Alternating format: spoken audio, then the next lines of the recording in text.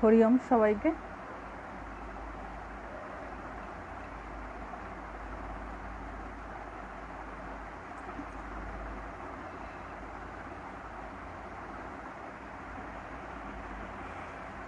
আশা করি সাউন্ডটা ঠিক আছে।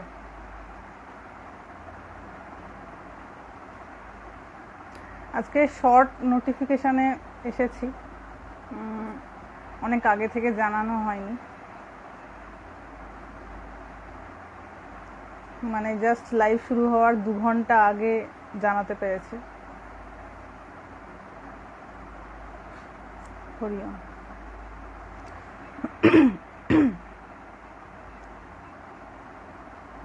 আচ্ছা, আমরা আজকে আগের দিন যে টপিকটা শেষ হয়ে গিয়েছিল সেটা পুরোপুরি শেষ হয়নি, কিছুটা বাকি ছিল, ওই অংশটা বলবো। হরি ওম। কারণ আমি বলেছিলাম পরের দিন উপনিষদ হবে, কিন্তু উপনিষদটা আজকে ছাড়ছি, পরের সপ্তাহে উপনিষদের কথা দেখা যাবে, কিন্তু আজকে যেখানটা পর্যন্ত আগের লাইভে হয়েছিল তার পরের পর্যন্ত হবে, ঠিক আছে? তো আমরা মহাপুরুষ মহারাজ সম্পর্কে আলোচনা করছিলাম আগের লাইভে।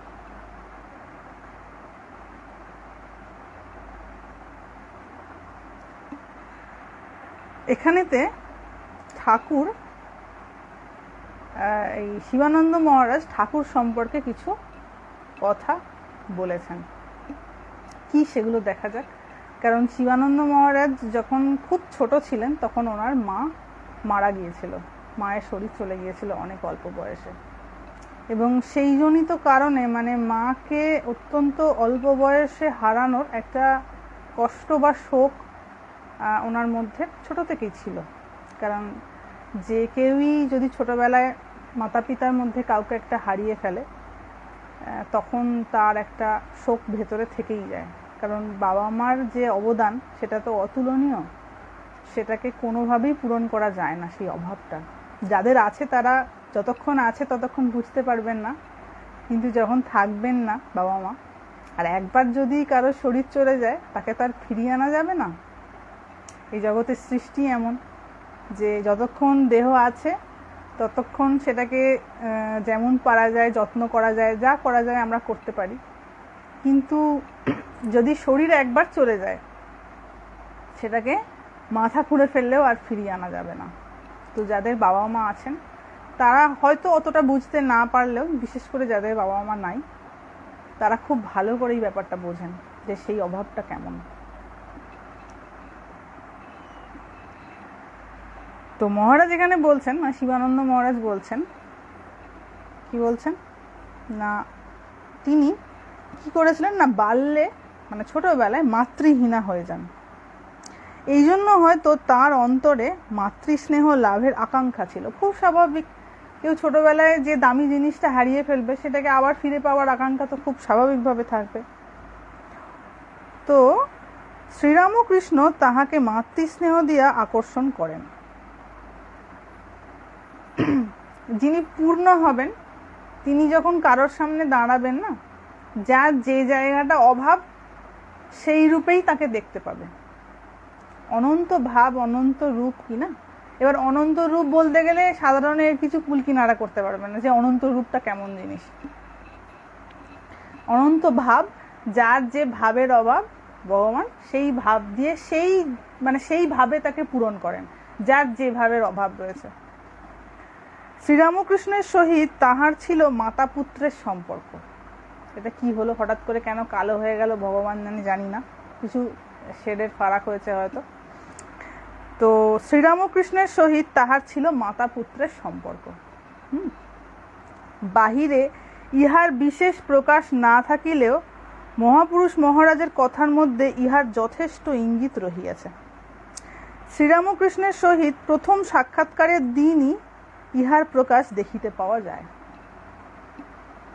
যখন প্রথম দিন দেখা করতে গেছেন সেদিনই এটার প্রকাশ দেখতে পাওয়া গেছে। কিরকম এক্সপিরিয়েন্স হয়েছিল যখন শিবানন্দ মহারাজ একদম প্রথম দেখা করতে যান, তখন ওনার কিরকম এক্সপিরিয়েন্স হয়েছে এটা একটু বলছেন। কি বলছেন না, তিনি প্রাণের আবেগে শ্রীরামকৃষ্ণের কোলে মাথা রাখিয়া তাহাকে প্রণাম করিলেন। একদম প্রথম যখন দেখা করলেন শিবানন্দ মহারাজ ঠাকুরের সঙ্গে, তো প্রণাম করতে গিয়ে কি করেছেন না, কোলে মাথা রেখে প্রণাম করেছেন। শ্রীরামকৃষ্ণ তাহার মাথায় ধীরে ধীরে হাত বুলাইতে লাগিলেন।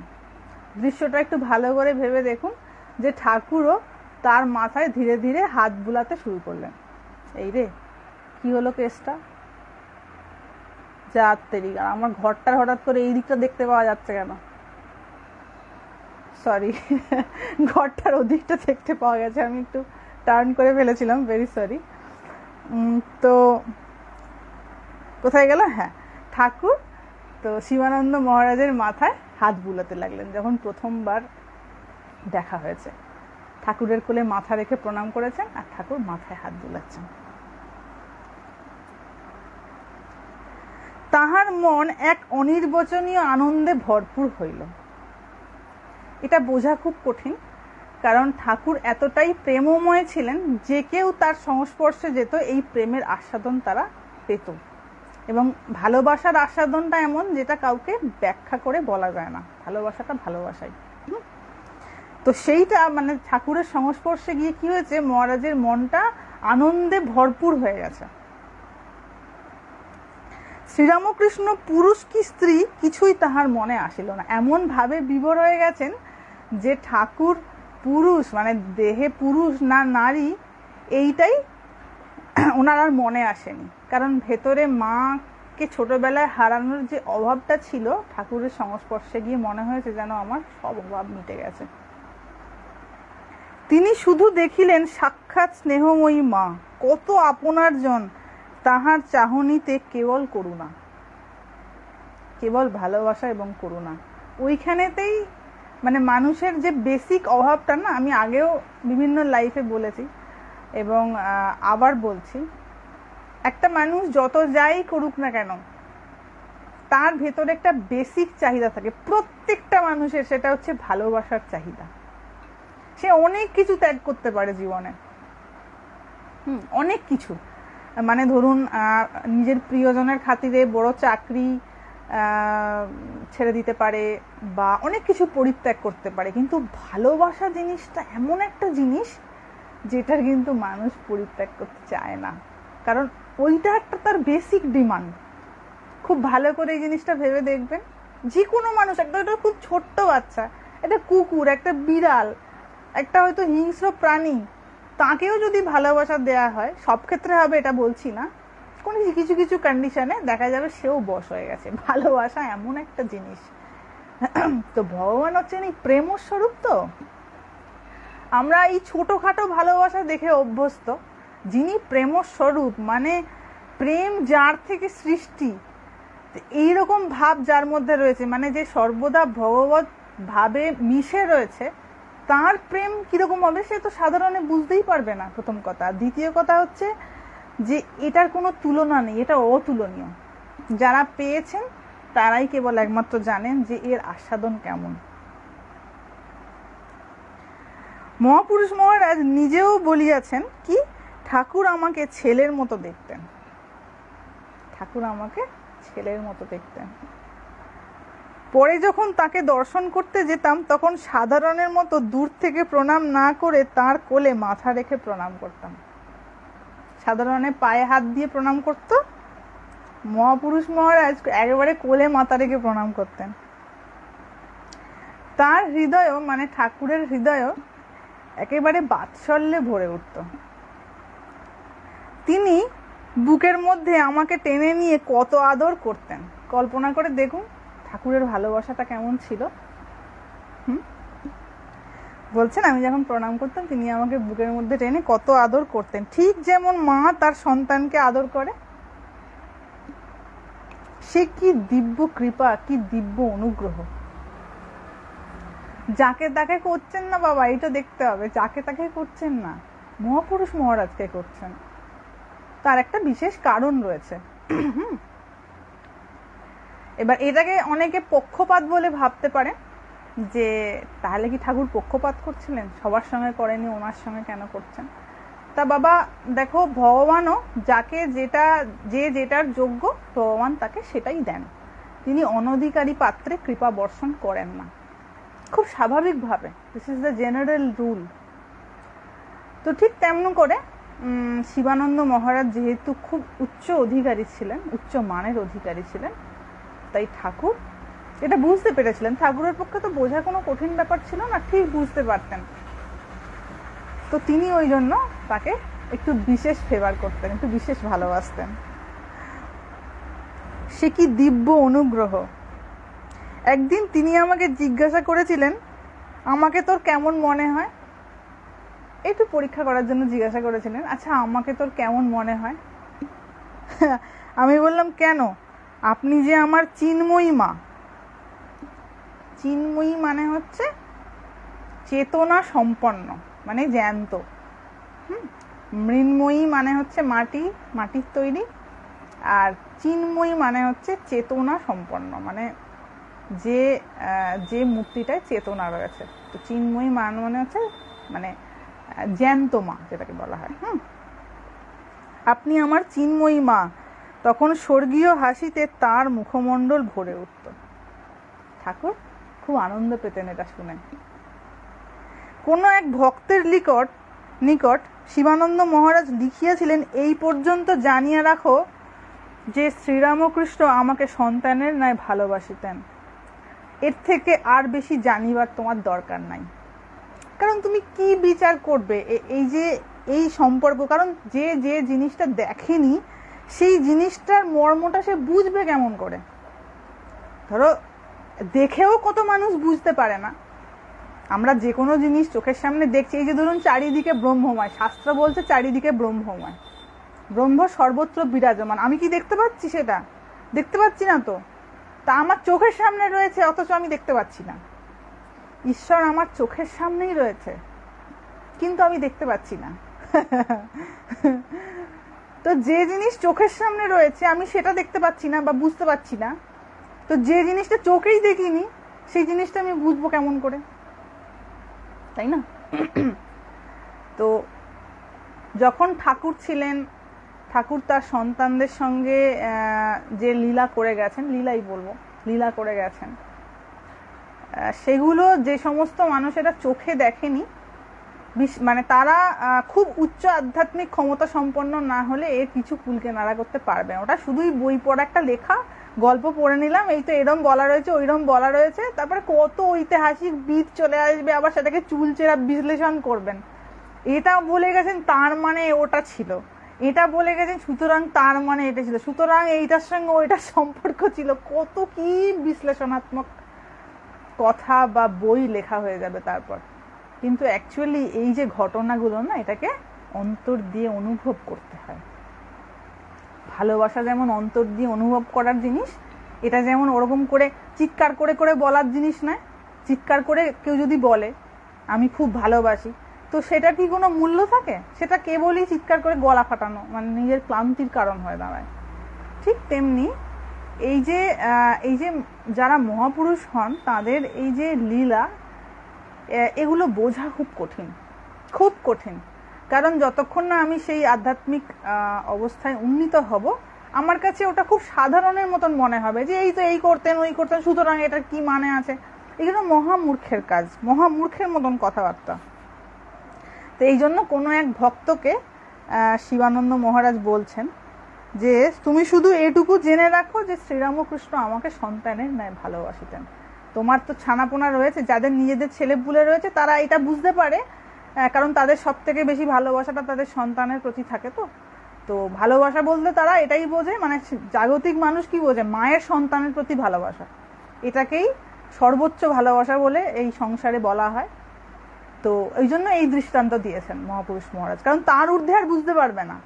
মানে তার ঊর্ধ্বেটা কেমন, মায়ের সন্তানের প্রতি যে ভালোবাসা থাকে, তার ঊর্ধ্বের ভালোবাসাটা কেমন ভালোবাসা, এটা তো আমাদের কোনো ধারণাই নেই, কারণ আমরা এক্সপিরিয়েন্স করি না এটা, তাই না?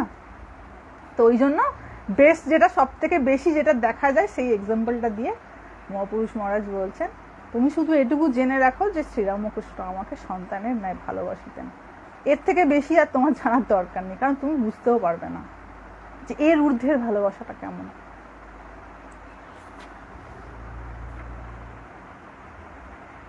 এইবার এক জায়গায় মহাপুরুষ মহারাজ বিবেক চূড়ামণির একটি শ্লোক বলছেন, দুটি লাইন, বিবেক চূড়ামণির 46 নম্বর শ্লোক। সেখানে শঙ্করাচার্যজি কি বলছেন দেখা যাক। মানে এটা এখানতে কোট করা রয়েছে, মহাপুরুষ মহারাজ বলছেন কোন ভক্তকে, বলছেন শ্রদ্ধা ভক্তি ধ্যান ও যোগান মুমুক্ষোঃ মুক্তে হেতু। আরেকবার বলি, প্রথমতটা হচ্ছে শ্রদ্ধা। কি বলবো শ্রদ্ধা নিয়ে, কোনো একদিন শ্রদ্ধাত্রয় বিভাগ নিয়ে, যোগ নিয়ে আলোচনা করা হবে, গীতাতে রয়েছে 17 চ্যাপ্টার। তো শ্রদ্ধাটা এমন একটা ইম্পর্টেন্ট জিনিস যে ভগবান শ্রীকৃষ্ণ সেটা নিয়ে একটি অধ্যায়ই করে দিয়েছেন গীতাতে। শ্রদ্ধা এত ইম্পর্টেন্ট একটা ফ্যাক্টর জ্ঞান লাভের জন্য। এখানে বলছেন শ্রদ্ধা, ফার্স্ট কথা হচ্ছে শ্রদ্ধা, সেকেন্ড হচ্ছে ভক্তি।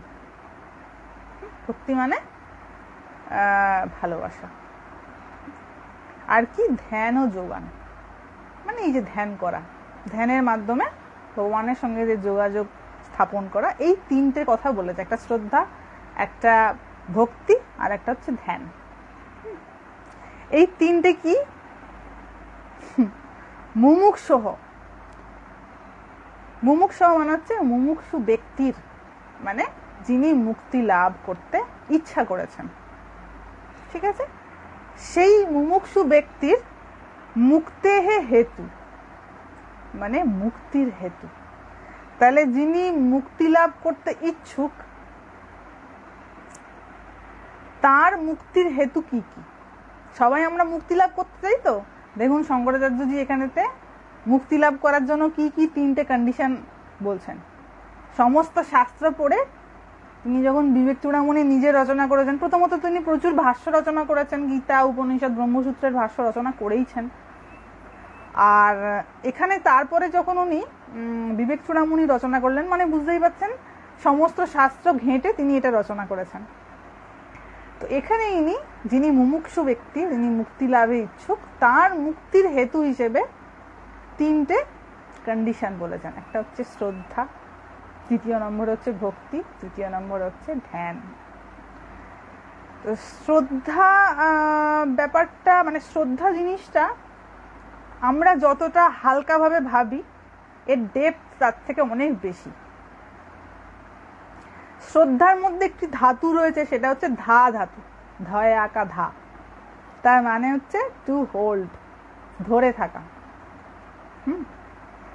তো আমি যাকে শ্রদ্ধা করছি, যে কেউ হতে পারে সেটা, যদি আমি কাউকে শ্রদ্ধা করে থাকি, তো তাকে আমার ধরে থাকার, মানে তার প্রতি আস্থা আমার কতটুকু, সেই ক্যাপাবিলিটির উপর ডিপেন্ড করছে আমার শ্রদ্ধা কতটুকু হবে। যদি শ্রদ্ধা খুব ক্ষণিকের হয়, একটুতেই ফসকে যাবে, মানে সেই ধরে থাকাটা ফসকে যাবে। আর যদি শ্রদ্ধা গভীর হয়, সেটা কোনো মতে ছাড়বে না, সহজে ছাড়বে না। ঠিক আছে, আশা করি একটুখানি বোঝাতে পেরেছি। শ্রদ্ধা সম্পর্কে অনেকের অনেক মিক্স ধারণা রয়েছে, এটা ওটা সেটা হ্যান ত্যান চারটি নিজের মনের মতন করে অনেক রকমের কথা রয়েছে। কিন্তু আসল কথাটা হচ্ছে যে তাকে আমি কতটা নিজের ভেতরেতে জায়গা দিয়েছি, কারণ যতটা বেশি আমি জায়গা দিয়েছি আমি ধরে থাকবো ততটা শক্ত করে। আর জায়গা যদি এইটুকু দিয়ে থাকি আর মুখে বলছি খুব শ্রদ্ধা করি, তাহলে ফসকেও যাবে খুব তাড়াতাড়ি। অনেকে বলেন আমি খুব শ্রদ্ধা করি, কিচ্ছু শ্রদ্ধাগুলো সব ফাঁকা শ্রদ্ধা। শ্রদ্ধার মানেই বোঝা নেই শ্রদ্ধা কাকে বলে। যদি যে মানুষটা শ্রদ্ধা কথার অর্থ জানে, সে সহজেই শব্দটাকেই উচ্চারণ করবে না, তাই না? যে মানুষটা শ্রদ্ধা কথাটার অর্থ প্রপারলি বোঝে, রিয়েলাইজ করেছে শ্রদ্ধা কাকে বলে, সে এই শব্দটা সহজে বলবেই না যে অমুককে আমি শ্রদ্ধা করি, কথাটাই বেরোবে না। কারণ এই কথাটা এত, মানে এটা মুক্তির কারণ বলা হচ্ছে, তার মানে এর স্ট্রেংথ কতটা। এটা কি খুব সাধারণ একটা জিনিস নাকি আমি অমুককেও শ্রদ্ধা করি, একেও শ্রদ্ধা করি, তাকেও শ্রদ্ধা করি, সবাইকে শ্রদ্ধা করি, এত সস্তার ব্যাপার সবাইকে শ্রদ্ধা করি? এটা তো সেই মুখে বলার মতন হয়ে গেল। আমার মুখ আছে, পয়সা লাগে না বলতে, বলে দিয়েছি যে আমি শ্রদ্ধা করি। তো বাবা এর ডেপথ অনেক বেশি। আমাদের এই যে শাস্ত্রের কথা, এর ডেপথ অনেক বেশি, মানে গভীরতা অনেক বেশি। আমরা এটার প্রকৃত অর্থ বুঝি না বলে যত্রতত্র এটার প্রয়োগ করি।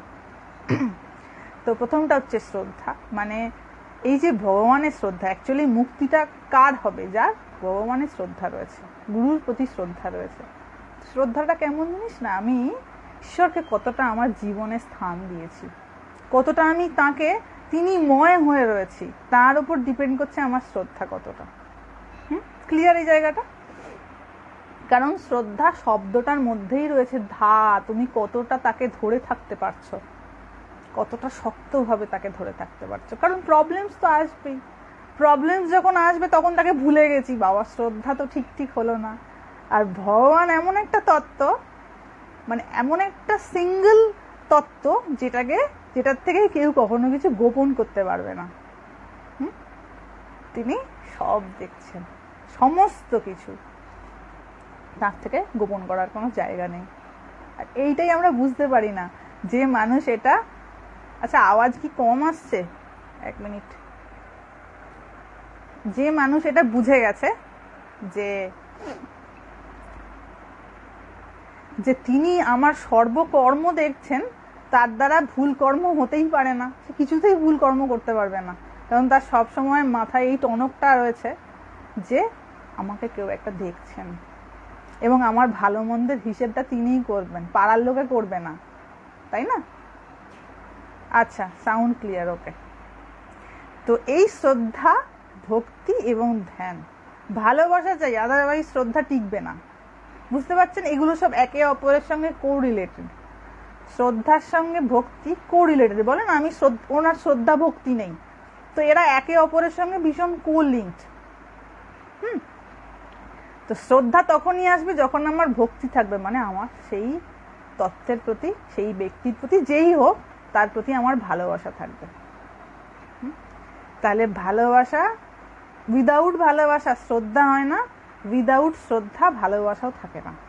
যে ভালোবাসা শ্রদ্ধা মিশ্রিত, সেটা অনেক উচ্চাঙ্গের ভালোবাসা। আর যে ভালোবাসা কেবল মুখে বলার ভালোবাসা, ওটা বেশি দিন থেকে না, ওটা নষ্ট হয়ে যায়। এতটুকুন প্রয়োজনে বা স্বার্থে ঘা লাগলে বা মনের মতো কোনো জিনিস না হলে সেটা নষ্ট হয়ে যায়, খুব দ্রুত নষ্ট হয়ে যায়। তো এই তিনটা। আর তৃতীয়ত হচ্ছে ধ্যান। ধ্যান কখন হবে?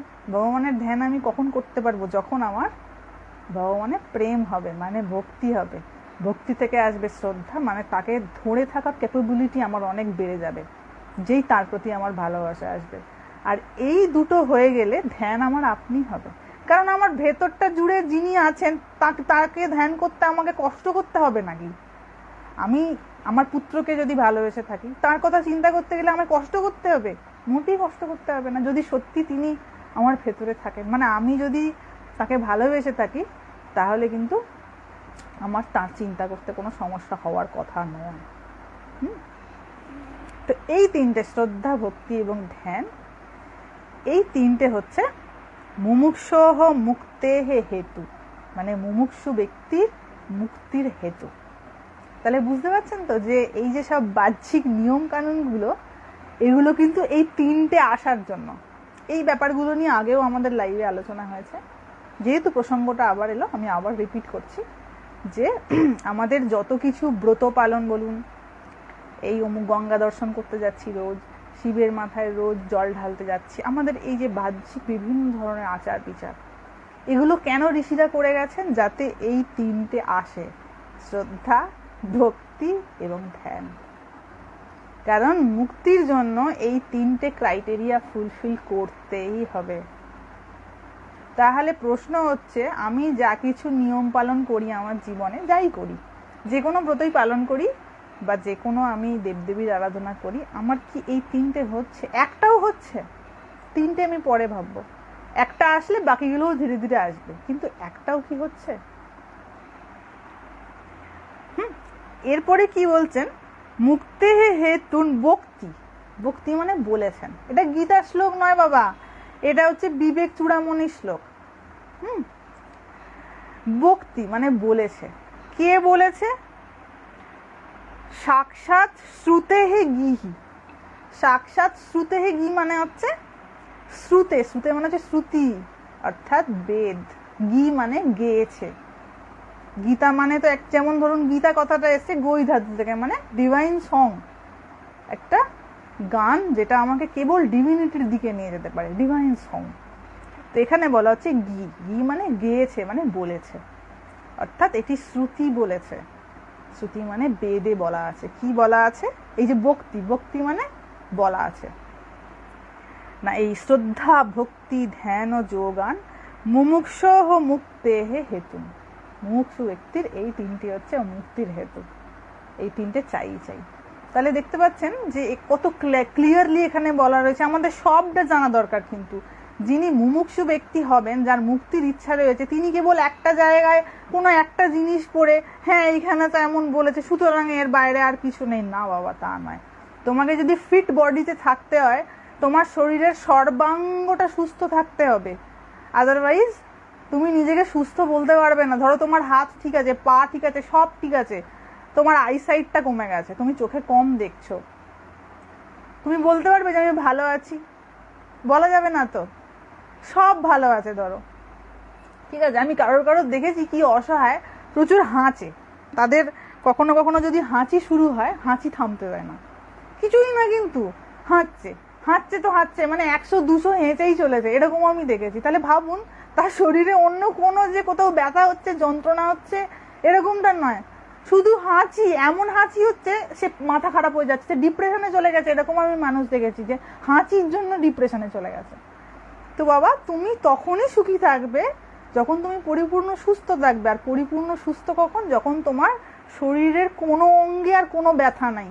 তোমার আঙুলটা একটুখানি কেটে গেলেও তোমার মেডিটেশন করা মুশকিল, খালি ব্যথা ফিলিং হচ্ছে। আঙুলের ছোট্ট একটা অংশে হয়তো নোকের কোনাটা একটা নকুনি হয়ে গেছে, সেখানে হয়তো পুঁজ জমা হয়ে কেবল টন টন টন টন করে ব্যথা করছে। তোমার সমগ্র শরীরটা ঠিক আছে, খালি একটুখানি সামান্য অংশে নোকের কোণে পুঁজ জমা হয়ে গেছে। তুমি কি বুঝতে পারবে? ভগবানের চিন্তা করতে পারবে? খালি মনটা ওই হাতের দিকে চলে যাবে। ঠিক তেমনি আমার কোনো একটা অংশ জানা থাকলো, আর আমি ওটাই সর্বাগ্র মনে করে আমি মনে করলাম না কই তো এইটা দেখে নিয়েছি, সুতরাং আমার আর কিছু জানার দরকার নেই, তাহলে তা সবসময় তার জ্ঞানটা অসম্পূর্ণই থেকে যায়, তাই না? তো এখানে কিন্তু বাবা এটা বলছেন, এবং এটা শঙ্করাচার্যজি সম্পূর্ণ বেদ ঘাঁটার পর বলছেন যে শ্রুতি এটি বলছে, এই তিনটে কম্পালসারি ফ্যাক্টর কেউ যদি মুক্তি চেয়ে থাকেন। অন্য যে কোনো যেখানে যা বলা হচ্ছে না, এইটা করো মুক্তি হবে, ওটা করো মুক্তি হবে, জানবেন সব গোলমালে কথাবার্তা। ওটা বলা হচ্ছে কেন? যাতে করে এই তিনটে আসে। আমি 1000 আচার বিচার পালন করে ফেললাম, কিন্তু এই তিনটের মধ্যে কোনোটাই এলো না, আমার কোনো জন্মে মুক্তি হবে না। এই জন্মে তো হবেই না, আগামী 1000 জন্মেও হবে না, যদি এই তিনটে না হয়, শ্রদ্ধা ভক্তি আর ধ্যান। নিদিধ্যাসন করাটা দরকার, মানে তাতে নিমগ্ন হয়ে তার চিন্তন করার অভ্যাসটা থাকা দরকার। ঠিক আছে বাবা? এইবার আচ্ছা, কত বাজলো? 8:30। আচ্ছা, কথামৃত গ্রন্থে দেখা যায় যে ঠাকুর বিভিন্ন জায়গায় এই ভক্তি বা শুদ্ধ ভক্তির উপর খুব জোর দিয়েছেন। স্বাভাবিক, যারা কথামৃত পড়েছেন দেখেছেন ভক্তির উপর ঠাকুর খুব জোর দিয়েছেন। কারণ ভক্তি হলো, মানে ভালোবাসা হয়ে গেলে কি হয়, তত্তর করে এগোতে থাকে। বিচার করে এগোনোটা একটু কঠিন, এটা একটু রসকসীন, মানে বিচার করে এগোনোটা মনে হয় বেশি রস বোধ হচ্ছে না, কিন্তু ভক্তি পথে তাড়াতাড়ি তত্তর করে এগিয়ে যাবে। এইবার দেখুন, তারপর একটা দারুণ কথা রয়েছে, বলছেন নারদীয় ভক্তি সূত্রে এটা বলা রয়েছে। একটা শ্লোক আছে, বলছি, যারা নারদীয় ভক্তি সূত্র পড়েছেন তারা এটা জানবেন। আমি তো বলবো বাবা, সব পড়ো, যতদিন জীবন আছে ততদিন কিছু না কিছু পড়াশোনা করো, কারণ ধীরে ধীরে ধীরে ধীরে ধীরে আগে তো জানতে হবে, তারপর তো মেডিটেশন করবে, তারপর তো রিয়েলাইজেশন। যদি জানাই না হবে তো রিয়েলাইজেশন তো বহুত দূরের কথা। আমি কোন জিনিসটাকে রিয়েলাইজ করব যদি আমার থিওরিটাই না জানা থাকে? আগে তো থিওরিটা জানতে হবে। তো এখানে নারদীয় ভক্তি সূত্রে বলা হয়েছে যে কি বলা হয়েছে না, প্রধানত মহাপুরুষের কৃপায় ভক্তি লাভ হয়। এমন হয়তো গুরু পেলাম, এমন হয়তো মহাপুরুষ পেলাম যার কৃপায় জীবনটা পাল্টে গেল। এরকম আমি দেখেছি। আমাদের এখানে একজন আছেন, আপনাদের একটা ছোট্ট ঘটনা বলি এই প্রসঙ্গে। এই যে মহাপুরুষের কৃপাটা কেমন জিনিস, মানে যিনি সিদ্ধ হন, যার গুরু সিদ্ধ, তার কৃপাটা কেমন জিনিস। আমি একজন ভদ্রলোককে চিনি যার গুরুদেব অনেক অল্প বয়সে, মানে সেই ভদ্রলোকের যখন খুব অল্প বয়স ওনার শরীর চলে গেছিল, গুরুদেবের শরীর চলে গেছে অনেক বছর আগে, এটা হয়তো 30-35 বছর আগে গুরুদেবের শরীর চলে গেছে। তো তারপরে ভদ্রলোক কোনো কুসঙ্গে পড়ে, বুঝতেই পারছেন, নেশা টেশা করা, বদ সঙ্গে যাওয়া, এটা ওটা করে অনেকগুলো সময় নষ্ট হয়ে গেছে। এবার করোনা যখন এসছে তখন হঠাৎ করেই ওনার মধ্যে একটা অদ্ভুত পরিবর্তন দেখা গেছে। উনি এই মাস দুয়েক আগে এখানে এসেছিলেন। আমি যখন ওনার মায়ের সঙ্গে দেখা করতে যাই, দেখি, আমি ভোর 6টায় গেছি দেখা করতে, কারণ ওনার মায়ের একটু শরীরটা অসুস্থ হয়ে গেছিল, দেখতে গেছি। ভোর 6টার সময় দেখছি কি ভদ্রলোক কি করছে জানেন, স্নান করা হয়ে গেছে, জপে বসেছেন। আমি তো গিয়ে একটু অবাক হয়ে গেছি ওনাকে দেখে।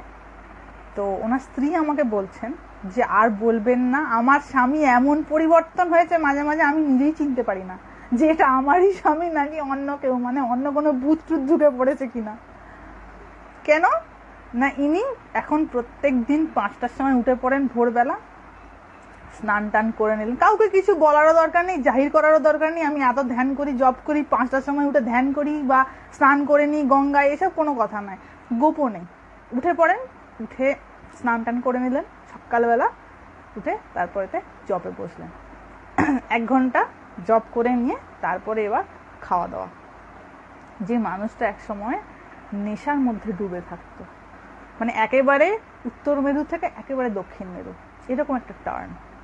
এবং যখন আমি ওনাকে জিজ্ঞাসা করলাম আপনার এত পরিবর্তন কি করে হলো, খালি বলছেন সব আমার গুরুদেবের কৃপা। ওনার গুরুদেব সিদ্ধ ছিল, এটা ঠিক কথা। ওনার গুরুদেব বেশ উপলব্ধি সম্পন্ন সন্ন্যাসী ছিলেন। তো তখন উনি বলছেন যে আমার গুরুদেবের এতটাই কৃপা যে কি করে কি পরিবর্তন হয়ে গেছে আমি কিছু বুঝতে পারিনি। তো দেখো, বেশ কিছু বছর হয়তো ভুল পথে যাওয়া হয়েছে, কিন্তু যে গুরুর থেকে আমি মন্ত্র নিয়েছি তিনি যদি সিদ্ধ হন, দেখা যাবে জীবনের কোনো না কোনো প্রান্তে ঠিক জীবনটা পাল্টে গেছে। গুরুদেবের তো কবেই শরীর চলে গেছে, কিন্তু কত বছর পর হঠাৎ করে মানুষের জীবনটা পাল্টে যায়, মানে কৃপায়, ভগবত কৃপায় এটি সম্ভব। তো এখানে বলছেন যে বাবা, মহাপুরুষের কৃপায় কিন্তু ভক্তি লাভ হওয়া সম্ভব।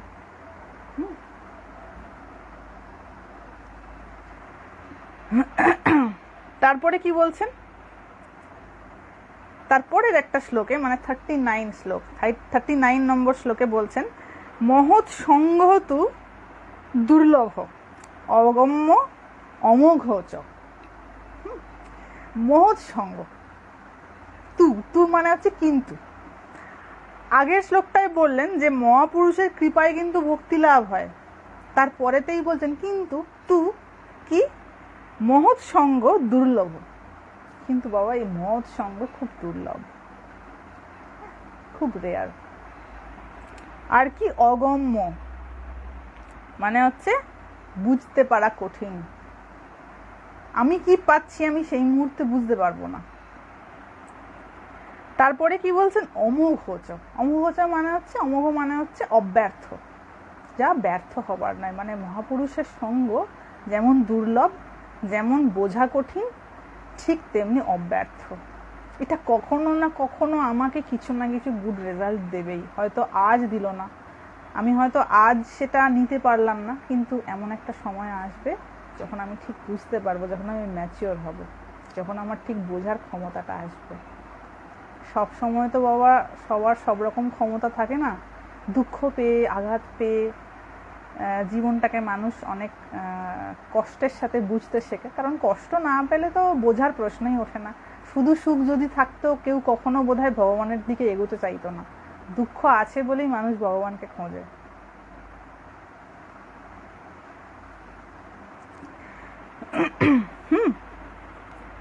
তারপরে কি বলছেন, লভ্যতে অপি তৎকৃপয়া এব। লভ্যতে মানে লাভ করা যায়, লভ্যতে মানে লাভ করা যায়। তৎকৃপয়া এব, তৎকৃপয়া মানে তার কৃপায়, মানে এই মহাপুরুষের কৃপায় এই এমন মহৎ সঙ্গ লাভ হয়। ভগবানের কৃপা, যদিও এগুলো আলাদা কিছুই না, যখন আপনি সায়েন্সটা বুঝে যাবেন অ্যাকচুয়ালি ব্রহ্মটা কেমন জিনিস, ঈশ্বরই বা কি, ভগবানই বা কি, আর ভগবানের কৃপাটাই বা কি, আর গুরুই বা কে, আর গুরু কৃপাটাই বা কি, এইসব বোঝা হয় না বলে তার হাজারো রকমের এটা আলাদা, ওটা আলাদা, অমুক আলাদা, তমুক আলাদা, হ্যান আলাদা, ত্যান আলাদা, চারদিক ডিফারেন্সিয়েট করে বসাছেন। ব্যাপারটা কিছুই নয়, একটাই জিনিস আছে, একটাই তত্ত্ব, একম এব অদ্বিতীয়ম, একটাই রয়েছে, একম এব অদ্বিতীয়ম, দ্বিতীয় নাই যা, অদ্বিতীয়ম, ঠিক আছে, ওয়ান উইদাউট আ সেকেন্ড। ভগবানের যে অস্তিত্ব বা ব্রহ্মের যে অস্তিত্ব সেটা একম এব অদ্বিতীয়ম, শাস্ত্র চিৎকার করে বলে দিয়ে গেছে, যেখানে কোনো অদ্বিতীয়ম মানে কোনো সেকেন্ড বলে জিনিসই নেই, একটাই তত্ত্ব রয়েছে।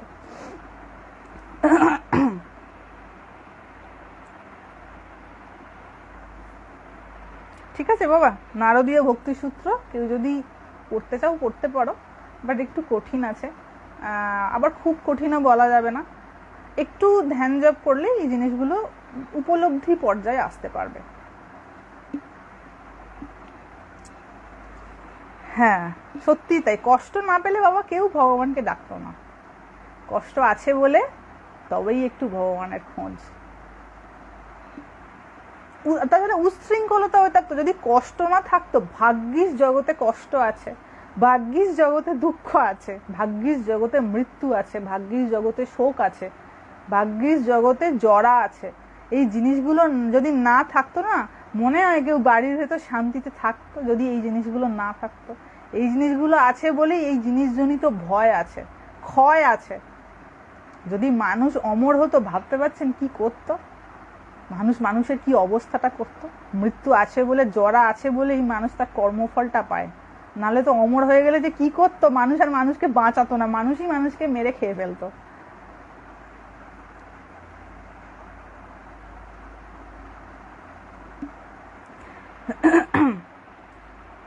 এইবার বলছেন, একদিন মহাপুরুষ মহারাজ সকালবেলা ব্রেকফাস্ট করছেন, ঠিক আছে, তো একটু চা বা অন্যান্য খাবার খাচ্ছেন।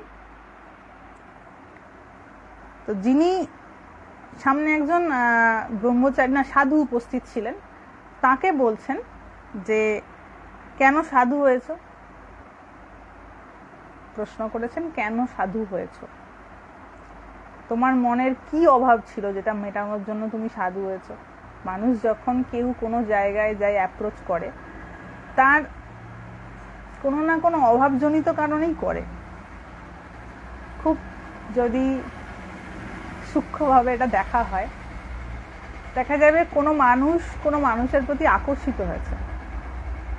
এটা যখন আপনি বুঝে যাবেন না, এই যে জাগতিক ভালোবাসাটা কি করে হয়, মানে এই যে একে অপরের প্রতি, এই যে আমি জাগতিক ভালোবাসার কথা বললাম, ঠিক আছে, পারমার্থিক ভালোবাসার কথা না। এই যে মানুষ মানুষকে বলে না আমি তোমাকে খুব ভালোবাসি, এই ভালোবাসাটা হয় কেমন করে?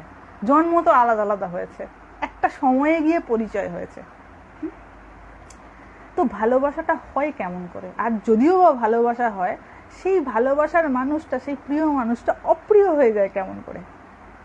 এই সায়েন্সটা যে বুঝে গেছে, সে কোনোদিন কোনো মুহূর্তে আর জীবনে পড়বে না, যে এই রহস্যটা বুঝতে পেরে গেছে যে প্রেম কেমন করে হয়, কেন হয়, আর প্রেমটা বিদ্বেষ বা নেগেটিভ মেন্টালিটির জায়গায় পৌঁছায় কেমন করে। আমরা আকছার সেটা দেখতে পাচ্ছি, হয় প্রিয় হয়ে যায়, প্রিয়র সাথে সাথে অপ্রিয় হয়ে যায়। কি করে হয়, কি কারণ রয়েছে, এই রহস্যটা বুঝতে গেলেও একটু সাধন ভজন করতে হবে। তো এখানেতে মহারাজ বলছেন, কেন সাধু হয়েছ তুমি? সামনে একজন সাধু দাঁড়িয়েছিলেন, তাকে জিজ্ঞাসা করেছেন। হ্যাঁ, তো তারপরে কিছু জিনিস, যে সাধুকে জিজ্ঞাসা করেছে সে তো ভয়ে থতমত খেয়ে গেছে, না জানি কি ভুলভাল বলে দেবো, আমাকে যা তা বলে দেবেন মহাপুরুষ মহারাজ। কারণ এনারা সব তত্ত্বজ্ঞানী মহাপুরুষ, তো এনারা সব জানেন, মানে এনাদের কাছে না জানা এমন কিছু নেই। কারণ ওই যে ভেতর বার দেখতে পান কি না, যে যত যাই মোহময়ী কথা বলুক না কেন, কোনোটাই তার মনকে স্পর্শ করবে না, কারণ সে এই জগতের রহস্যটা সম্পর্কে ওয়াকিবহাল হয়ে গেছে। এবং সে ভালো করেই জানে যে এই সূত্রের বাইরে পৃথিবীর কেউ যেতে পারবে না, কেউ না। সে যত সুন্দরী হোক, যত অর্থবান হোক, আর যতই শক্তিশালী মানুষ হোক না কেন, আমাদের শাস্ত্রের যে সূত্র বলে দেয়া হয়েছে, অঙ্কের মতন সূত্র, তো ওটার বাইরে যাওয়ার উপায় নেই। আর এই সূত্রগুলো এনারা এই নিদিধ্যাসন করে উপলব্ধি পর্যায়ে নিয়ে চলে গেছেন। তাই খুব ভালো করে জানেন কে কি ভাব নিয়ে বলছে, কে কিসের জন্য এসেছে। বলছেন কেন সাধু হয়েছ? তো সেই সাধুর আর ক্ষমতা নেই, মানে মুখ দিয়ে আর কথা বেরোয়নি ভয়েতে। এইবার তখন মহারাজজি নিজেই চক্ষু অর্ধ নিমিলিত করে বললেন, ঠাকুর বলতেন জানিস, যে হাত পা ছেড়ে তাল গাছ থেকে লাফিয়ে পড়তে পারে সেই সাধু হতে পারে। একটা দারুণ কথা বলেছেন। বলছেন যে যে হাত পা ছেড়ে তাল গাছ থেকে লাফিয়ে পড়তে পারে সেই সাধু হতে পারে। এর মধ্যে একটা খুব বড়, খুব গভীর তত্ত্ব লুকিয়ে রয়েছে। তত্ত্বটা হচ্ছে এই যে, বলছি, তত্ত্বটা হচ্ছে এই যে, দেখুন আমরা কি ভাবি, আমরা সবসময় সার্টেনটি খুঁজি জীবনে, হ্যাঁ না? আমরা যেখানে যাই করি, আমরা কোথাও বেড়াতে যাব, আগে ঘর বুক করে নিই, পাবো কি পাবো না জানি না, আগে থেকে করে নিই। মানে এর মানেটা কি? বা ধরুন যখন কোনো মহিলার কোনো পুরুষের সঙ্গে বিবাহ, আগে দেখা হয় ইনকাম কেমন, বা পুরুষ যখন বিবাহ করে দেখে মেয়ে কি করে, রোজগার করে কিনা, এখন তো সেটা দেখা হয়, বা তার বাপের বাড়ির অবস্থা কিরকম, সব দেখা হয়। কেন বলুন তো এগুলো দেখা হয়? নিশ্চয়তা চাই, মানুষ নিশ্চয়তা খোঁজে। সব জায়গায় দেখবেন, সমস্ত জায়গায় যেখানে সে দেখবে আমি কোনো রকম ভাবে নিশ্চিন্ত হতে পারবো, সে আপনা হতেই তার মন ওদিকে অ্যাট্রাক্টেড হবে। তো মানুষ নিশ্চয়তা খোঁজে। যখন কোনো মানুষের সাধু হওয়ার ইচ্ছা হয়, সে কি করে? কোনো আশ্রম খোঁজে, খোঁজে না? আমি অমুক আশ্রমে গিয়ে থাকবো। কেন বলুন তো আশ্রমে থাকার ইচ্ছা? তার কারণ হচ্ছে ওখানে থাকা খাওয়ার সার্টেনটি রয়েছে। থাকবো কোথায় আর খাবো কোথায়, সেই জন্য মানুষ আশ্রম খোঁজে। আমাকে অনেকে বলেন, আমাকে আপনার আশ্রমে রাখবেন?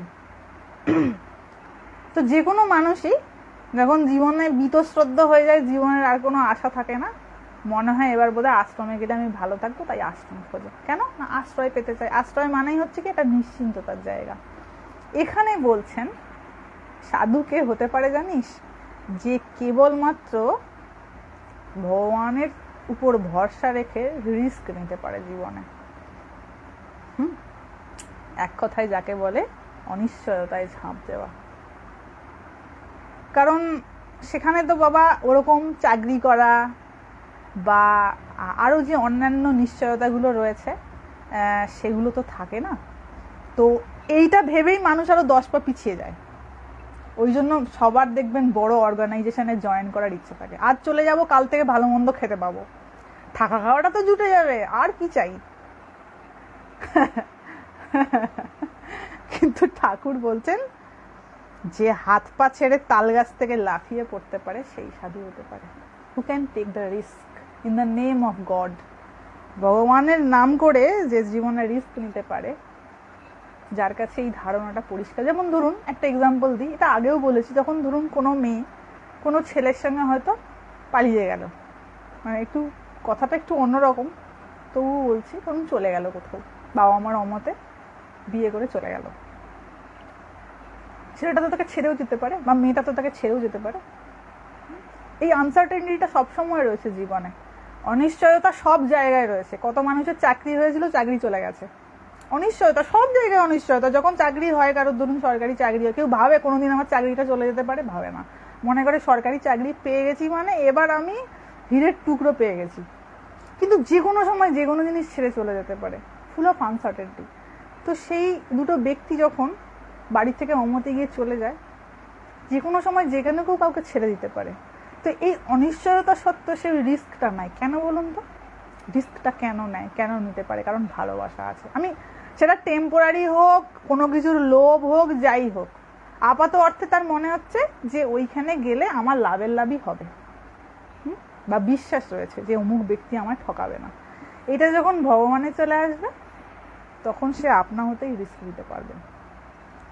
তখন তার নিশ্চয়তাপূর্ণ কোনো জিনিসের দরকার পড়বে না, কারণ সে স্বয়ং ভগবানের শ্রীচরণ স্পর্শ করেছে। এই যে ধরুন, এই যে দীক্ষার ব্যাপারটা, আমরা কি চাই? অফিসিয়াল দীক্ষা চাই, মানে খাতায় কলমে আজ থেকে আমি আপনার শিষ্য আর আপনি আমার গুরু হলেন, তবে আমার বিশ্বাস হবে আপনি আমার গুরু, তাই না? আমরা তো ওটাই বুঝি। দীক্ষা মানে কি বুঝি না? একটা অফিসিয়াল ডেতে অফিসিয়ালি ইট ওয়াজ অ্যানাউন্সড যে আমার দীক্ষা, আমি দীক্ষিত হলাম, অমুক দিন থেকে অমুক ক্ষণ থেকে আমি দীক্ষিত হলাম। তাই না? আমাদের সবকিছু খুব মানে নিশ্চয়তাপূর্ণ আমরা চাই, এবং আমরা এটা বুঝতে পারি না জগতের কোনো কিছুই নিশ্চয়তা নেই বাবা, সব অনিশ্চিত, তাই না? জীবনটাই অনিশ্চিত। জীবনের সঙ্গে তো সবকিছু জুড়ে থাকা, অর্থ সামগ্রী, যত কিছু আমাদের আনন্দের প্রসার বা বিস্তার, এগুলো তো সব যতক্ষণ জীবন আছে ততক্ষণ। এক্ষুনি জীবনটা চলে যাক, কি থেকে যাবে? কিচ্ছু থাকবে না। চাকরির জায়গায় পড়ে থাকবে, পোস্ট খালি হয়ে যাবে, ব্যাংকের টাকা ও খালি হয়ে যাবে, অন্য লোকে নিয়ে যাবে। যার নামে বাড়িতে আমি থাকবো না, অন্য লোকে বাস করবে। আমার জামা কাপড় সমস্ত কিছু আমাকে ছেড়ে দিয়ে চলে যেতে হবে। হাতে একটা আংটি থাকলে সেও খুলে নেবে। তো আমি মনে করছি বোধহয় এগুলো সব আমার বোধহয়, আর সেইগুলো নিয়ে আমি মিথ্যা অভিমানে একবার এর সঙ্গে ঝগড়া করছি, একবার ওর সঙ্গে ঝগড়া করছি। তো এই জীবনের এই যে অনিশ্চয়তাটা, এটা যে বুঝে গেছে, এবং কেবলমাত্র ভগবানই নিশ্চিত, একমাত্র ভগবানই অপরিবর্তনশীল, এই বিশ্বাস যার হৃদয়ে গেঁথে গেছে, সে কেবলমাত্র সে সাধু হতে পারে। সাধু হওয়া মানে আমি গেরুয়াধারী সাধুর কথা বলছি না, ঠিক করে যারা ত্যাগ এবং বৈরাগ্য অবলম্বন করে এক ভগবানকে শক্ত করে ধরে থাকতে পারে, দুটো হাত দিয়ে আঁকড়ে ধরতে পারে। কারণ এই রিস্ক না নিলে সে কোনোদিন বুঝতেই পারবে না জীবন কেমন জিনিস। সবই আমার ঠিক হয়ে গেল, আমি সব বুঝে গেলাম, আমার সব হাতের কাছে সব জোগাড় হয়ে গেল। আমি যদি সন্ন্যাসী হয়ে ভিক্ষা করতে না গেলাম, কারুর দুয়ারে গিয়ে মাথা নত না করলাম, আমি বুঝবো কেমন করে অহংকার নাশ কেমন করে হয়, তাই না? আমি বুঝবো কেমন করে আমার ভেতরেতে কত অহংকার রয়েছে? এই জন্যই তো সাধু সম্প্রদায়ের এইরকম একটা পন্থা করা রয়েছে, এটা একটা ট্রেন, মানে রুল করাই রয়েছে যে সাধু যখন হয়েছে তোমাকে কিছুদিনের জন্য ভিক্ষান্ন গ্রহণ করে বাঁচতেই হবে।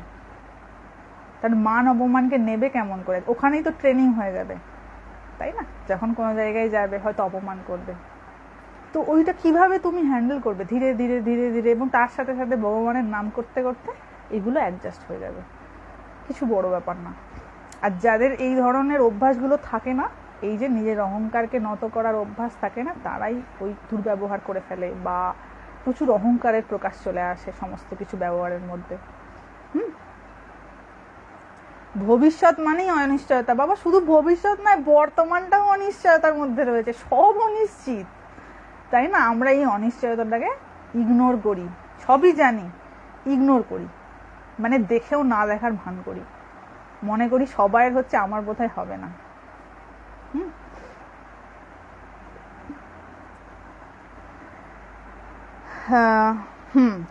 এই উক্তির তাৎপর্য চিন্তা করেছি এভাবে কি, পরমেশ্বরের সম্পূর্ণ শরণাগত ব্যক্তি বিপজ্জনক এই দুঃসাহসিক ঝম্প প্রদানে সক্ষম। মানে যার ভগবানে সম্পূর্ণ বিশ্বাস রয়েছে যে আমাকে সবাই ফেলে দিতে পারে, তিনি আমাকে ফেলবেন না, কারণ তার কথা মিথ্যা হবার জো নাই। ভগবান যখন গীতায় বলছেন সর্বধর্মান পরিত্যাজ্য মামেকম শরণম ব্রজ, এবার সর্বধর্মান পরিত্যাজ্য বলতে মানুষ এখন অন্যরকম অনেক ধরনের মানে করে, যে সর্বধর্ম, প্রথমত তো হচ্ছে ধর্ম সম্পর্কেই কোনো ধারণা নেই, ঠিক আছে? তারা সেক্টকে ধর্ম বলে, ACCT সেক্ট মানে মতকে ধর্ম বলে, ঠিক আছে? কোনো ধারণা নেই অ্যাকচুয়ালি হোয়াট ইজ রিলিজিয়ান।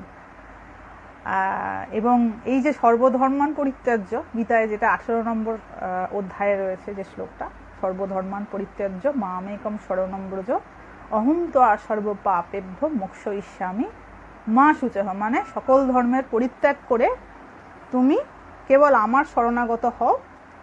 তোমার যদি কোনো পাপ হয়েও যায় তাহলে আমি তোমাকে সেই পাপ থেকে মুক্তি প্রদান করব। মা শুচঃ মানে তুমি শোক করো না। তো বাবা এই যে শ্লোকটা রয়েছে না, পরে আমাদের আবার আলোচনা হবে গীতার এই বিষয়ে, কিন্তু এই যে শ্লোকটা রয়েছে এইটার আসল ট্রিকটা হচ্ছে এই সর্বধর্মান পরিত্যাজ্য। যে জায়গাতে টোটাল কনফিউশন, এক একজন এক এক রকম করে এটার ব্যাখ্যা করে মনে করে নিয়ে যে এইটাই বোধহয় ভগবান বলতে চেয়েছেন, কিন্তু বাবা এর ব্যাখ্যা অনেক ব্রড। ভগবান যে কথা বলে গেছেন সেটা কি সংকীর্ণ হবে? সেটা অনেক বিস্তৃত এবং অনেক উদার ভাবের সঙ্গে বলে দিয়ে গেছেন। আমি যদি মনে করি যে যা ধর্ম রয়েছে সব পরিত্যাগ করে কেবল হিন্দু ধর্মে চলে আসো, ওটার কথা বলা হয়নি। বা যে অন্যান্য দেবদেবীদের পূজা করো সে খালি আমার পুজো করো মানে আমার এই রূপের পুজো করো, এটা কিন্তু বলা হয়নি বাবা। হ্যাঁ, কারণ ভগবান অনন্ত, তিনি অনন্তের পূজা করতে বলে গেছেন। এই অনন্তের পূজাটা কেমন করে করতে হয় সেইটার জন্য এই সাকার রূপগুলো। সাকার রূপ হচ্ছে একটা বিগিনিং। আগে তো একটা সাকার রূপে আসতে আসুক, তারপরে তে গুরু ধীরে ধীরে ধীরে ধীরে বলে দেবেন যে বাবা এই সাকার রূপের পিছনে যে রহস্যটা রয়েছে এইটা তোমার এই রূপে যখন নিষ্ঠা হয়েছে তুমি এবার এর স্বরূপের পূজা করা শুরু করো। তো ওটা ধীরে ধীরে হয়।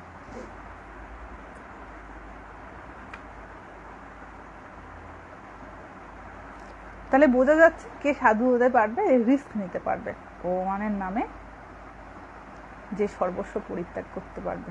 সবটা আগলে গুছিয়ে আর ভালোভাবে থাকার বন্দোবস্ত ব্যবস্থা করে সাধু হওয়া যায় না, তাই না?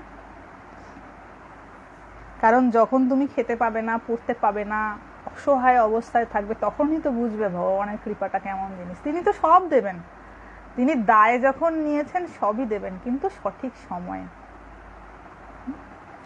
একটা কথা আছে না, তিনি কখন দেন? সময়ের আগে আর প্রয়োজনের থেকে বেশি। এটা উত্তরাখণ্ডের সাধুরা খুব বলেন। একজন মাতাজি ছিলেন, তার বোধহয় এখন আর শরীর নেই, তিনি আমাকে এটা খুব বলতেন জানো তো, হিন্দিতে বলতেন, সময় সে পেহলে আর জরুরত সে জ্যাদা।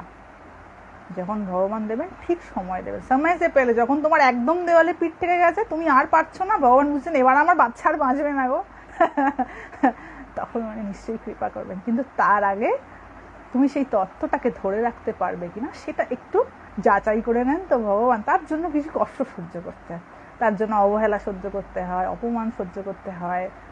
তারপরে মনে হবে আমার সমস্ত যারা আপনজন ছিল তারা সবাই আমাকে ছেড়ে চলে গেছে, তারা সবাই আমাকে বিট্রে করেছে। বিশ্বাসঘাতকতা করবে মানুষ, আপনজনেরাই বিশ্বাসঘাতকতা করবে, কারণ জগতে স্বার্থটা না হলে বুঝতে পারা যাবে না। তো যদি আমার আপনজন বিশ্বাসঘাতকতা না করে, আমার তখন থোড়ি না ভগবানকে ভালো লাগবে। আমার মনে হয় আপনজনটাই আমার ভালো লাগার মানুষ। ভগবানকে দেখে আমার কি হবে বাবা, আমি তো এখানে দিব্যি সুখ পাচ্ছি। তো ওইগুলো ভগবান সব বুঝিয়ে দেন, ধাক্কা দিয়ে দিয়ে দিয়ে দিয়ে সব বুঝিয়ে দেবেন যে ওইগুলো ধরবি না এবার আমাকে ধরবি।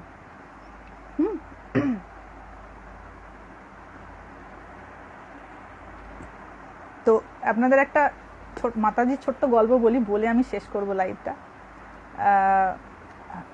এখানে একজন মাতাজি ছিলেন, গঙ্গার পাড়ে থাকতেন।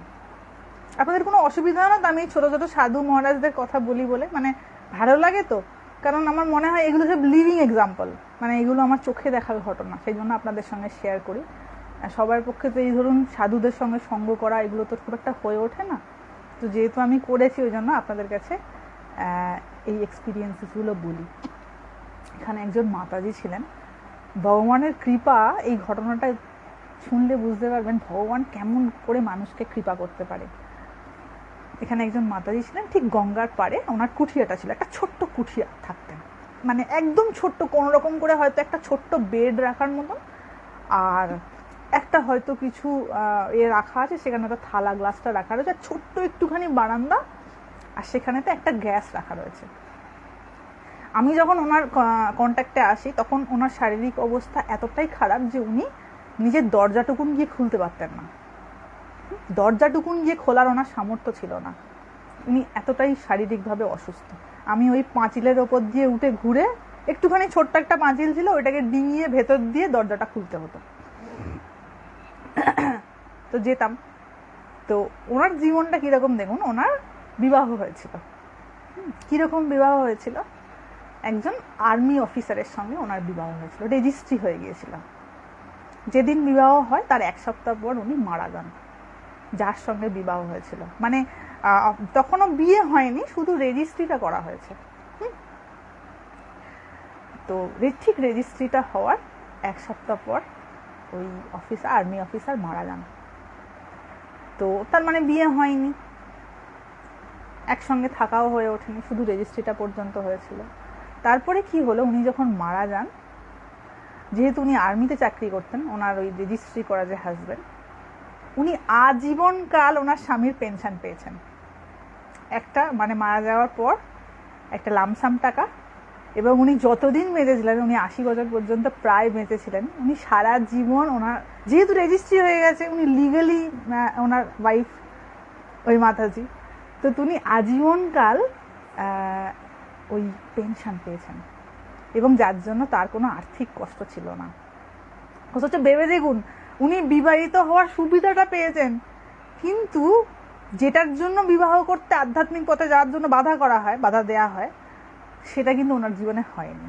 তো ভগবান এমন করে কৃপা করতে পারেন বাবা, তিনি যখন ভাববেন যে একে আমি এই রাস্তায় যেতে দেব না, কারোর বাবার 7 দিনেই যে ওইদিকে নিয়ে যাবে, তিনি ঠিক টেনে হিঁচড়ে যেভাবে হোক তুলে নিয়ে চলে আসবেন ওখান থেকে। এবং উনি শ্রীরামের ভক্ত ছিলেন, মানে ওনার ইষ্ট ছিল শ্রীরাম। তো অদ্ভুত, মানে ওই অবস্থাতেও ধরুন শরীরে বল নেই, ক্ষমতা নেই, তো কোনো রকমে মানে দরজাটা পর্যন্ত খুলতে পারে না। ভাবতে পারছেন যে ওনাকে ভিজিয়ে শুতে হয়, মানে উনি যদি কখনো শরীর চলে যায় ওনার, দরজাটা ভাঙতে হবে, সেই জন্য উনি দরজাটা ভিজিয়ে শুতেন, দরজা বন্ধ করে শুতেন না নিজের রুমের। এবং উনি যে স্নান করবেন, স্নান করতে ওনার 1 ঘন্টা টাইম লাগতো। এবং তখন কিরকম ভাবে খাওয়া দাওয়া করতেন, আমি যখন গিয়ে তো খুব চিন্তিত হয়ে পড়েছি, কি করে কি খাবেন না খাবেন, কিভাবে কি অ্যারেঞ্জমেন্ট হবে। দেখা যাচ্ছে ওনার পাশে একটা ছোট্ট একটা ফ্যামিলি রয়েছে, সেখান থেকে একজন ভদ্রমহিলা ওনাকে রাতের এবং দিনের খাবারটা করে দিয়ে যায়। ভাবুন, যে ভগবানের নাম করেছে, কোথায় কোন গঙ্গার পাড়ের একটা কোন নিরিবিলি জায়গা, সেখানেতে উনি পড়ে রয়েছেন ভগবানের নাম নিয়ে, সেখানেও তাকে 2 বেলা রুটি খাইয়ে দেওয়ার লোক জুটে গেছে। তিনি কি তাকে চিনতেন না? উনি ওনার কোনো আত্মীয় ছিলেন যে হ্যাঁ বাবা তুমি আমার সঙ্গে এই সম্পর্কে এসো, আমাকে নাহলে বুড়ো বয়সে দেখবে কে।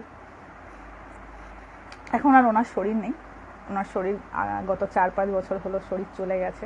তো ওনাকে দেখে অদ্ভুতভাবে ইন্সপিরেশন পাওয়া যায়, যখন ধরুন মানুষের কঠিন অবস্থা আসে এবং কোনো রকম কোনো চিন্তা নেই। আমি যখন জিজ্ঞাসা করছি, আচ্ছা মাতাজি আপনার কোনো অসুবিধা হয় না, তো বললো না না, অসুবিধার কি আছে, দিব্যি ভগবানের নাম নিয়ে থাকি,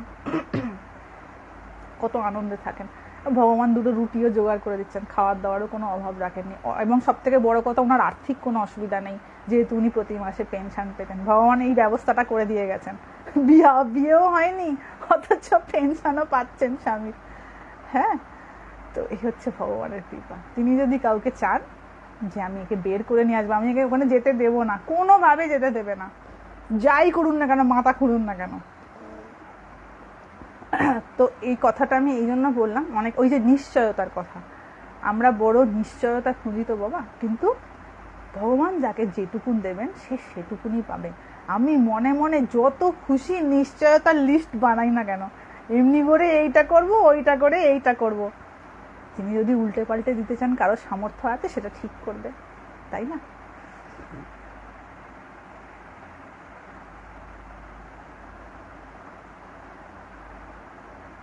হ্যাঁ, তিনি যে কাকে দিয়ে কি করাবেন সে বোঝা বড় কঠিন। আর শিবানন্দ মহারাজেরও তো, শিবানন্দ মহারাজও বিবাহিত ছিলেন, যার আলোচনা আমরা এখন করলাম, যিনি ঠাকুরের কোলে মাথা রেখে প্রণাম করতেন। উনিও বিবাহিত ছিলেন, ওনারও স্ত্রী বোধহয় 1 বছর পর শরীর চলে যায়।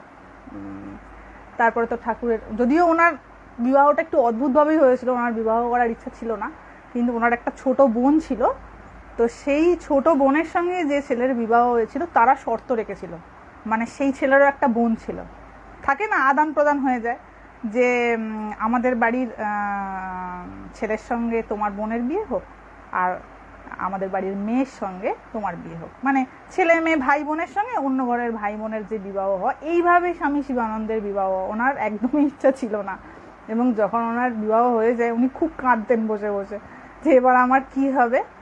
ঠাকুরের কাছে গিয়ে এই দুঃখ প্রকাশ করার পরে তখন ঠাকুর বলেছিলেন যে তোরা একটা কেন রে, তোরা 100টা বউ হলেও তোর কোনো অসুবিধা নেই।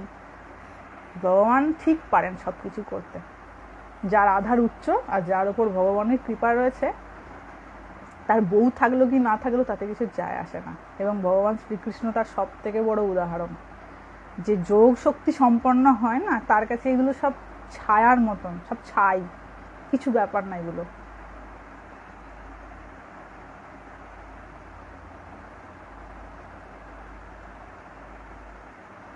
হ্যাঁ, ভগবানের নির্ভরতা চলে এলে কষ্ট অনেক কমে যায়। আমরা অনেক অকারণে কষ্ট পাই। যদি আপনি খুব নিরালায় বসে ভাবেন, খুব নিরালায় বসে যদি আপনি ভাবেন, দেখবেন যে আমরা অনেক সময় আমাদের মনের অনেক কমপ্লেক্সের জন্য আমরা কষ্ট পাই। আমাদের কতটুকু নেবার সেটা নিয়ে যদি বাকিটা ছেড়ে দিই না, যে এইটা তো আমার হাতের মধ্যে নেই, সুতরাং আমি এইটা নিয়ে দুঃখ প্রকাশ করে কি করব, আমরা এই জায়গাটা ডিফারেন্সিয়েট করতে পারি না। সব একবারে কি বলে একসাথে সব মিলেমিশে যায়, খিচুড়ি হয়ে যায়, যার জন্য কোথায় কতটা প্রয়োজন সেটা আমরা ক্যালকুলেট করতে পারি না, সব নিজের মাথার উপর নিয়ে বসি।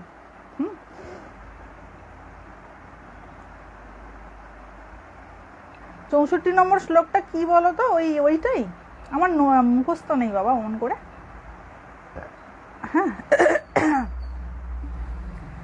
তো যে জন্য এটা বলা যে জগতে সবকিছু অনিশ্চিত, আমরা মনে করি সব নিশ্চিত। এটা আমাদের ভ্রম যে আমরা মনে করি নিশ্চিত। এই যাদের সঙ্গে দেখা হওয়ার কথা বলা হয়েছে, আমি প্রত্যেককে বলে রেখেছি বাবা আমার হাতে নেই, যখন যেমন সুযোগ হবে তখন দেখা হবে। আর কেউ যদি মনে এমনটা ভাবে যে মাতাজি আপনি আমার সঙ্গে দেখা করলেন না, সুতরাং আমি মনে অভিমান পুষে রেখে হ্যাঁ আমি আপনার সঙ্গে কথা বলবো না, সেটা তার ব্যক্তিগত সমস্যা, আমার কিছু করার নেই, কারণ কোনো কিছু আমার হাতে নেই। যার সঙ্গে দেখা হওয়ার সুযোগ হবে নিশ্চয়ই হবে, যদি ভগবানের ইচ্ছা না হয় কারোর সঙ্গে দেখা না হওয়ার হবে না, সেখানে তো কারোর কিছু করার নেই, তাই না? কারণ আপনার হাতেও কিছু নেই, আমার হাতেও কিছু নেই, যখন যেমন যোগ লাগবে যেমন লাগবে তেমন হবে।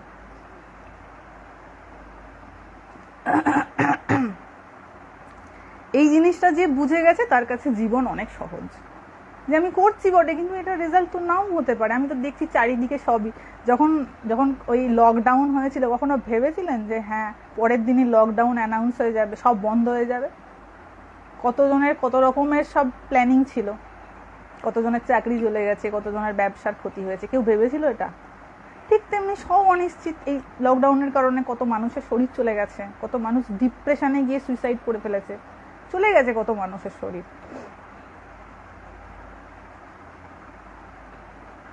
কিন্তু মাতাজি যারা সংসারে বদ্ধ তাদের উপায় কি? দেখো, প্রথম কথা হচ্ছে যে ভগবানের কৃপা বা ভগবানকে পেতে গেলে সংসারে বদ্ধ হলে তো হবে না। প্রথম কথা, ধরো আমার হাত পা বাঁধা, এবার আমি চাইছি যে আমি কোনো জায়গায় যাব, সেটা তো সম্ভব না। আমাকে তো প্রথমে আগে নিজের হাত পাটা খুলতে হবে, মানে বন্ধন মুক্ত হতে হবে। তো আগে নিজের মনের বন্ধনটা থেকে মুক্ত হতে হবে, যে এগুলো কিছুই আমার নয়। ওই কোয়েশ্চেনের আনসারটা পরে বলবো, হ্যাঁ, ওটা একটা ভাস্ট একটা টপিক, ওটা নিয়ে পরে কখনো বলবো। তো আগে বাবা নিজের এই যে হাত পাগুলো যেগুলো বাঁধা রয়েছে ওই বন্ধনগুলো খুলতে হবে। এবং ওই যে বললাম যে এই জীবনের অনিশ্চয়তাটা বুঝতে পেরে যাবে সে তৎক্ষণাৎ মুক্ত। যে বুঝতে পেরে যাবে আমি যে মনে করছি না এটা এমন এমন হবে, এটা এমন এমন করে হবে না, কারোর হয়নি আমারও হবে না, তাই না? হ্যাঁ, আমরা অনেক সময় ভগবানকে দোষারোপ করি। ভগবানকে দোষারোপ করলে তো কেউ জেলে ভরবে না, সেই জন্য আমরা ভগবানকে দোষারোপ করি। ভগবানকে যে যত পারে দোষারোপ করতে পারে, অমুক তুসুক হ্যান ত্যান, ভগবানের তাতে কিছু যায় আসে না বাবা। তিনি অনন্ত, তিনি অনন্ত ক্ষমতার অধিকারী, তার কাছে এইসব চুনোপুটি কি বলবো ধুলোরও সমান নয়। তাতে তার বই গেছে, ভগবানকে কেউ দোষারোপ করলো, তাতে তার বই গেছে। এবং ওই যে বললাম বোধটা পরিষ্কার হতে হবে, যে যেটা আমি ভাবছি না, যে আমি খুব উইথ সার্টেনটি লাইফ লিড করব, এটা আমার আছে সুতরাং এইটা দিয়ে আমি এতটুকুন চালিয়ে দেবো, ওখানে আমার এইটা করা আছে সুতরাং ওইটা দিয়ে এটা চলে যাব, নাথিং ইজ সার্টেন। কখন যে ধূপ করে জীবনের সমীকরণটা পাল্টে যাবে না, কিচ্ছু বুঝতে পারবেন না, কখন ধূপ করে চেঞ্জ হয়ে যাবে। আমি আরেকটা ঘটনা বলি। আমার এক পরিচিত একজন ছিলেন, এগুলো সব কত যে চোখে দেখেছি, কত মানুষের অহংকার ধুলোয় মিশে গেছে। আমি একজনকে চিনতাম, এটা মোটামুটি 7-8 বছর 10 বছর আগের ঘটনা। আমার থেকে একজন সিনিয়র ছিলেন, তো তার আর্থিক কোনো অসুবিধা ছিল না, আর্থিকভাবে যথেষ্ট সামর্থ্যবান, বাবা মা খুব ভালো, বাড়ি ঘরদোর অবস্থা ভীষণ ভালো, নিজেও সুস্থ স্বাভাবিক, এমনটা না যে অসুস্থ, পড়াশোনা জানা শিক্ষিত মানুষ। তো যখন তার সঙ্গে আমার কখনো কথা হতো, আমি তাকে এটাই বলতাম যে দাদা, সব তো হলো, সবই তো আছে, একটু ভগবানের চিন্তা করো, কারণ আজ যে অবস্থাটা রয়েছে ওটা কিন্তু কাল থাকবে না। আমরা যতই মনে করি না কেন, এটা মুহূর্তে মনে হয় যে আজ আমি যেমন আছি বেশ ভালো আছি, বোধহয় সারা জীবন এমন থাকবে, এটা থাকবে না বাবা। এইটা বোঝাটাই হচ্ছে জ্ঞান। তো যখন আমি তাকে বলতাম একটু ভগবানের নাম করো না, তোমার তো কোনো অভাব নাই, দিব্যি রয়েছ, এখনো বিবাহ হয়নি, একটু ভগবানের নাম করো। কিন্তু আমি দেখতাম ভগবানের নাম করার বিন্দু মাত্র রুচি তার নেই। এই দিব্যি বন্ধু বান্ধবের সঙ্গে হই হই হই হই, যেটা হয় আর কি বেশিরভাগের, হই হই, এটা খাচ্ছে ওটা খাচ্ছে সেটা খাচ্ছে, ঘুরছে ফিরছে আনন্দ করছে, মনে করেছে বোধহয় জীবনটা আমার এমনি যাবে। কিছুদিন পরে ভদ্রলোকের বিবাহ হলো। যেই বিবাহ হলো, যখন দেখা হয়েছে রাস্তায়, আমাকে বলছেন জানো তো আমি না খুব সুখী। যেই আমাকে বলেছেন খুব সুখী, তখনই আমার মনের মধ্যে স্পার্ক করেছে, এবার তোমার জ্বালা যন্ত্রণার দিন শুরু হলো, তুমি জেনে রাখো। এই যে মনে হওয়া শুরু হয়েছে না আমি খুব সুখী, ঠিক তার বিপরীত প্রতিক্রিয়া এবার জীবনে আসতে চলেছে। ওটা জাস্ট একটা আমার মনের মধ্যে স্পার্ক হয়েছে, আমি তো তারপর চলে এসেছি ঋষিকেশে, খুব ভালো কথা। ঠিক তার 1 বছরের মাথায় ধরা পড়লো যে তার বোনের ক্যান্সার হয়েছে। ছোট বোন, খুব আদরের বোন ছিল, আদরের বোনের ক্যান্সার হয়েছে। অপারেশন করানো হলো, 1 মাসের মধ্যে বোনের শরীর চলে গেল। যাই না বাবা লাইভ কেন আটকে যাচ্ছে, এখানে তো নেটওয়ার্ক ক্লিয়ার আছে, যাই না, হতে পারে ওয়েদার খারাপের জন্য হতে পারে, এখানে তো সবসময় ওয়েদার খারাপ। তো 1 বছরের মাথায় ছোট বোন মারা গেল। ছোট বোন মারা যাওয়ার শোকে তার মা অর্ধ পাগল হয়ে গেল, বাবা মা মানসিকভাবে ভারসাম্যহীন হয়ে গেল।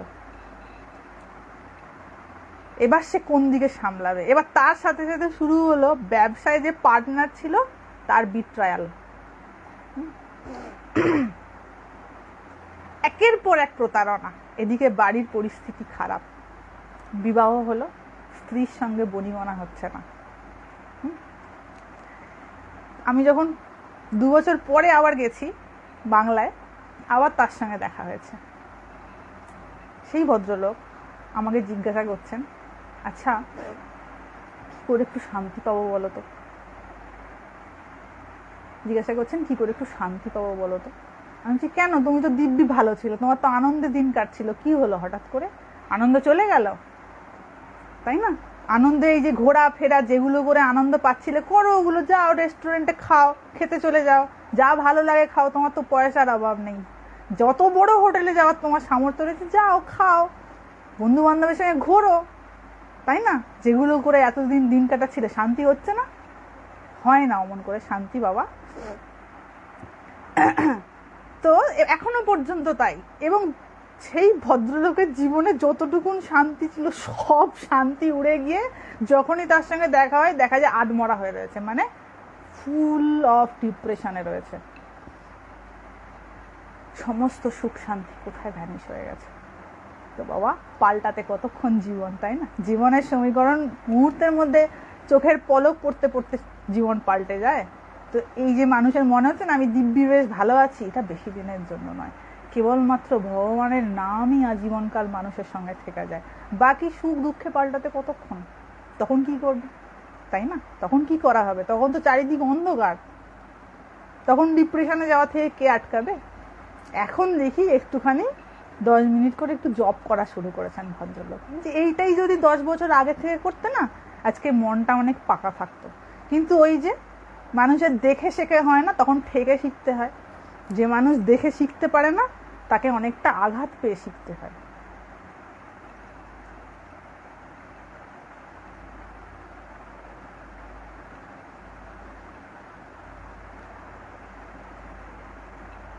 এক ভগবানই হচ্ছেন নিশ্চিন্ত আশ্রয়, তার মতন আশ্রয় আর আছে? যেমন যখন শ্রী ভগবান মানে শ্রীকৃষ্ণ গোবর্ধন পর্বত তার করে আঙুলে করে তুলে ধরে দাঁড়িয়েছিলেন 7 দিন, সমস্ত ব্রজবাসী ওই গোবর্ধন পাহাড়ের তলায় ঢুকে পড়েছিলেন, সব নিশ্চিন্ত, ভগবান ধরে রয়েছেন। ভগবানের বয়স তখন ছিল মাত্র 7 বছর। তো এটা কিসের ইন্ডিকেশন বলুন তো? এক ভগবানই হচ্ছেন আশ্রয়, সঠিক আশ্রয়, যেটা আমাকে সুখেতেও সাথ দেবে, দুঃখেতেও সাথ দেবে, এবং বুঝিয়ে দেবে সুখটা সুখ নয়, দুঃখের আর একটা অবস্থা মাত্র। আজকে এটুকুই, সবাই ভালো থাকবেন। দেখা যাক, যদি পরের শনিবার লাইভটা করতে পারি জানিয়ে দেবো। হরি ওম।